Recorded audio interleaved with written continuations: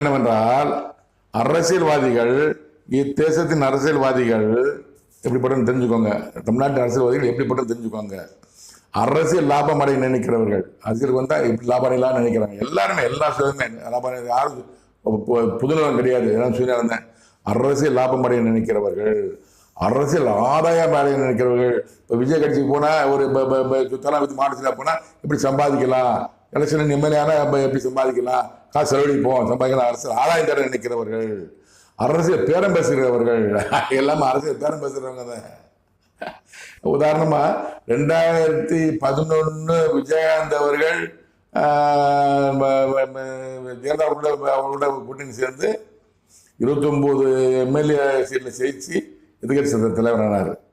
அடுத்து 2016 எலெக்ஷன்ல கலைஞர் அவர் கூப்பிட்டார், பேச கூப்பிட்டாரு. பழம் நழுவி பாலிவுல இருக்கிறதுன்னு சொன்னார் கலைஞர். விஜயகாந்த் போகல.